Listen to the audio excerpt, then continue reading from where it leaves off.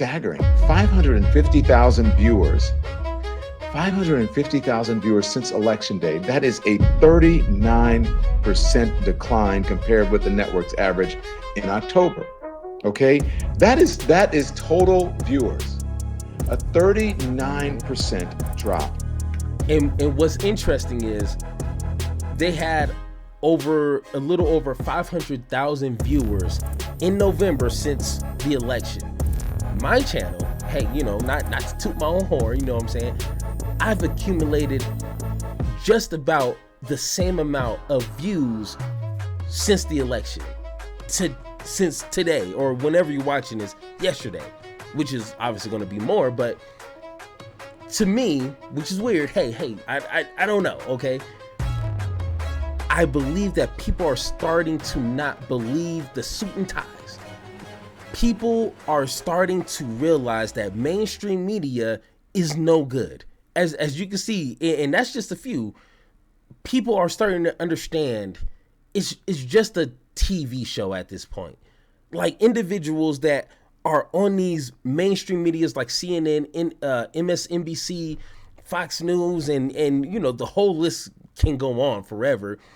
People are starting to understand, like, hey, I'm going to you for information, okay? Useful information for me to be informed about the world that I live in. And when it comes to elections, I can at least be somewhat informed of the individuals that are in play, okay? Because it's a lot of people, and when you start to understand, you can't trust those individuals, which, I mean, it's not like today we just found that out, but like it's been an ongoing conversation.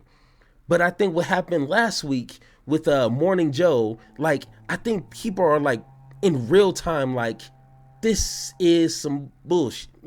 You know what I'm saying? Like with them saying all these crazy things about Trump and then literally going to his, hotels, sipping lattes, saying who knows what, that breaks that trust. So now I can't trust the word you're saying when it comes to anything.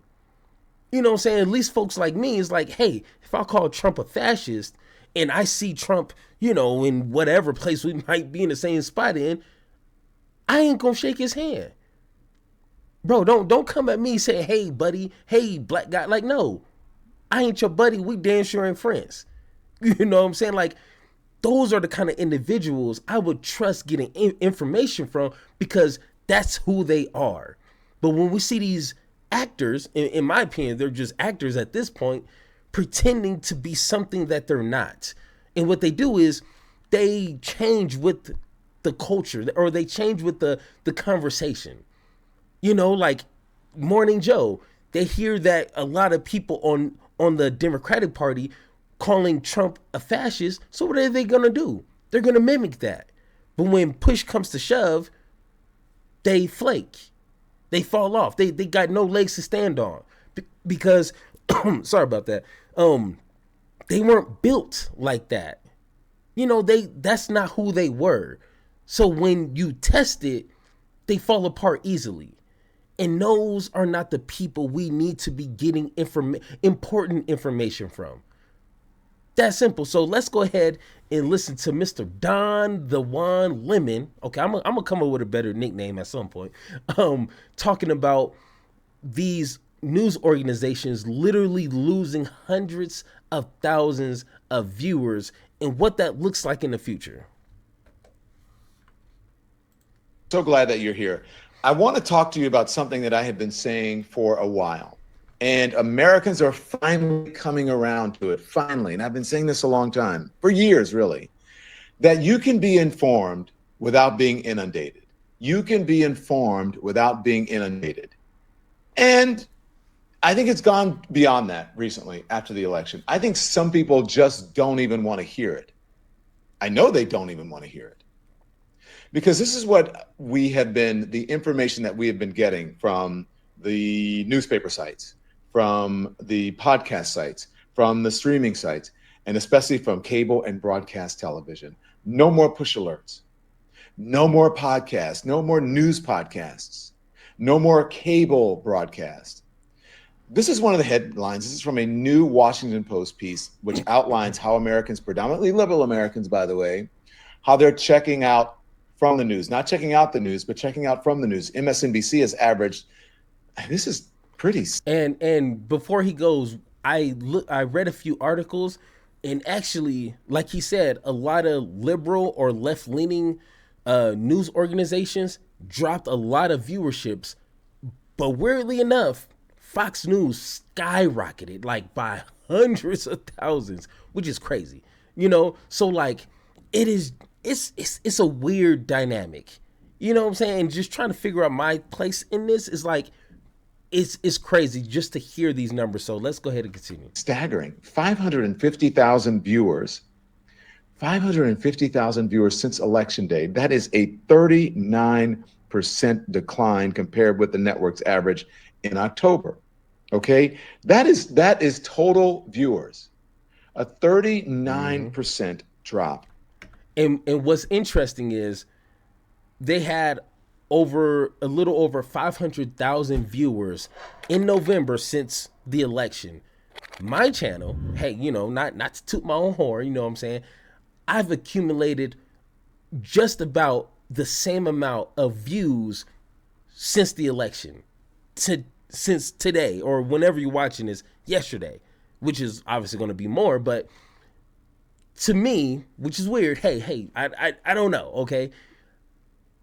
I believe that people are starting to not believe the suit and ties. You know what I'm saying? Those who, getting paid hundreds of thousands just to not even use their own thinking. They get their directions from the top, from their leaders to just say what needs to be said on a calling card. You know what I'm saying? Like, people don't want to hear from that. They want to hear from real individuals that you will see me at the store. I probably don't work with you in a few jobs. Went to school with you. Like those are the people I want to hear from, that are educated, informed, and willing to communicate that to other folks. So I don't know. The numbers don't lie though. So decline compared with the network's average in October. In prime time, MSNBC's audience has declined 53%. That's according to Nielsen data. Remind you, those used to be the demo numbers during the height of cable. Actually, during the first Trump term, election, campaign, and then the administration. When I was in primetime, those were demo numbers, not total audience numbers. CNN, by the way, which has been struggling in the ratings for months, has also had... Which I know deep down inside, he has to be somewhat happy. He has to be someone like, hey, this is what y'all motherfuckers get right here. For treat me the way that this is what you get. So I don't know. I haven't heard him really express anything like that, but I just hope he feels some sort of like gratification from that. Falling viewership. Again, this is all according to the Washington Post. Since the election, the cable news network, according to them, has averaged 413,000 viewers since last Wednesday. That's crazy. Right after the election. That is a 22% decline from its October averages. And then in prime time, they're pretty close to MSNBC. The decline stands at 43%. And getting lower, as a matter of fact. Why is this happening? I think they've lost trust. Yep. I think in some way, the broadcast folks have lost credibility. And even some of the podcasters who didn't want to tell the folks the truth about what was happening with the election, what was happening with Joe Biden. And then people know this time around what is happening. Okay? So let me just read some of this article that we have here. Okay? We'll start with the beginning of the article.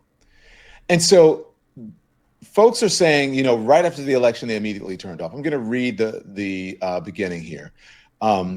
So there is a young man who said he usually started his day, ended his night, started by watching television all day.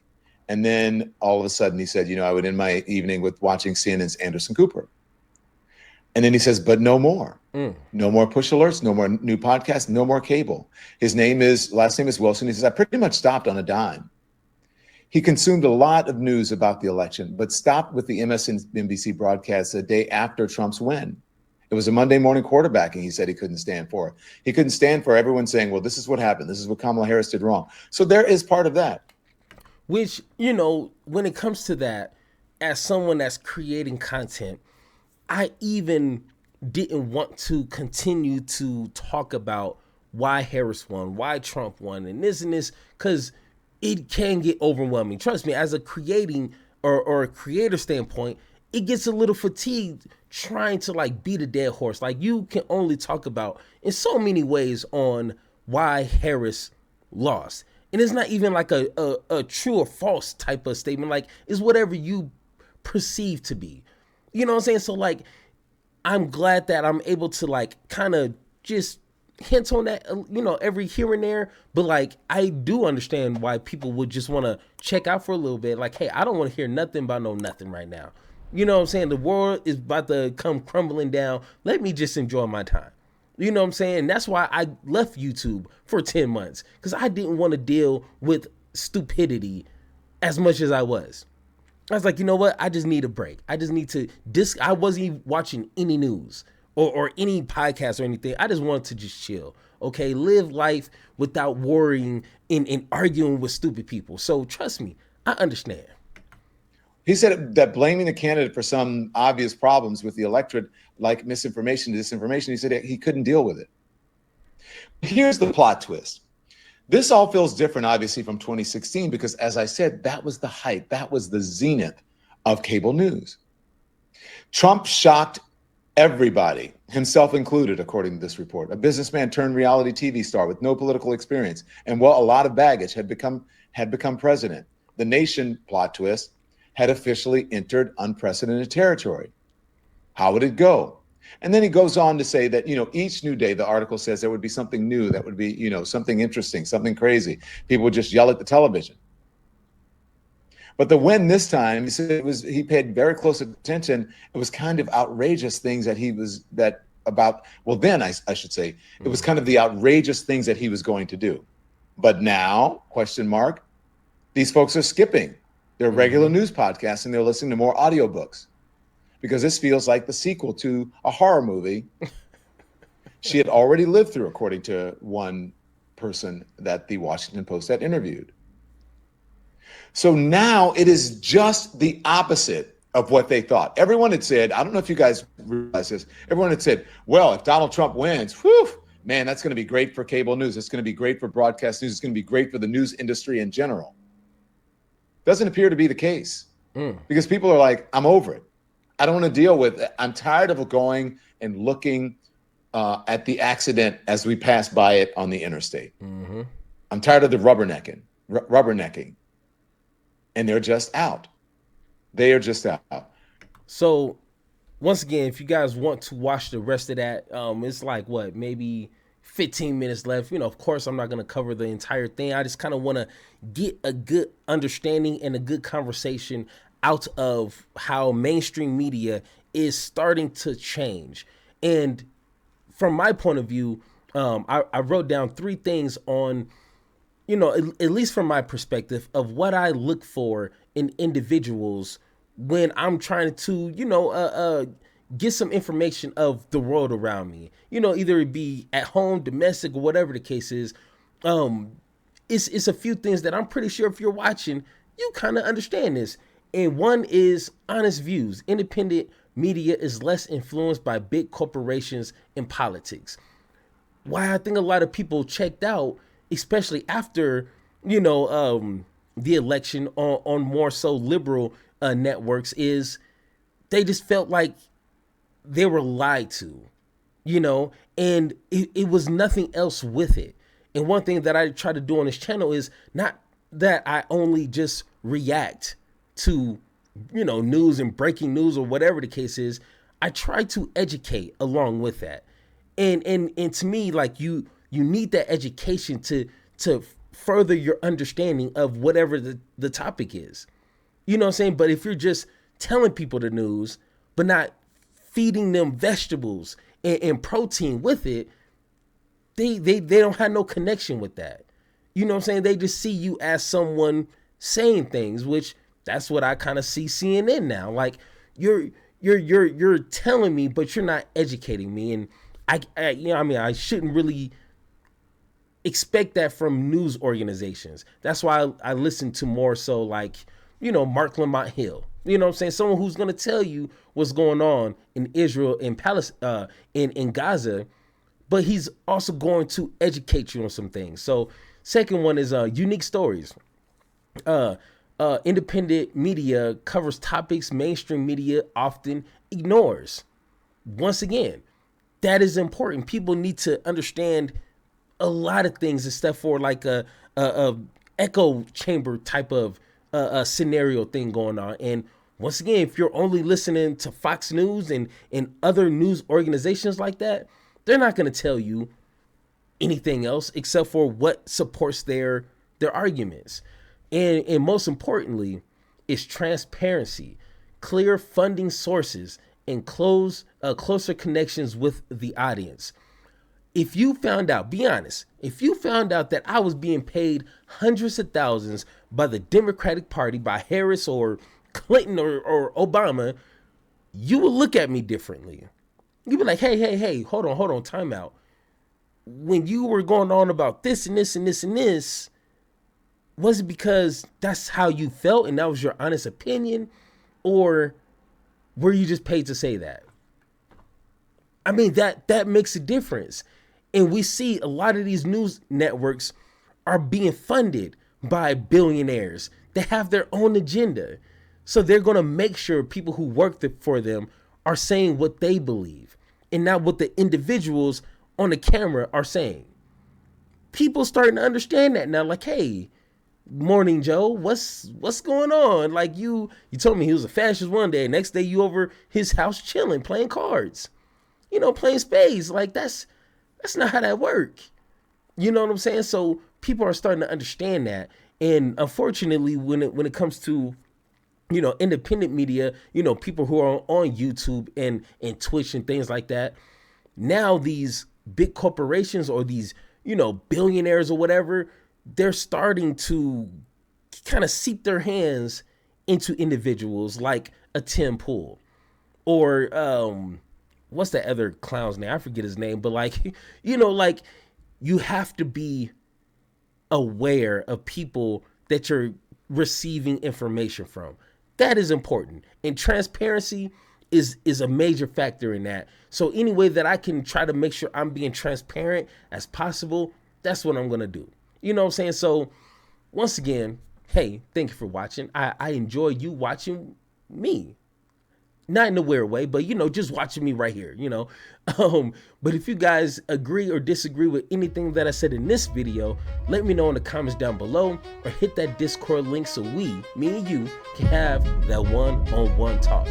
And like always, let's have a conversation.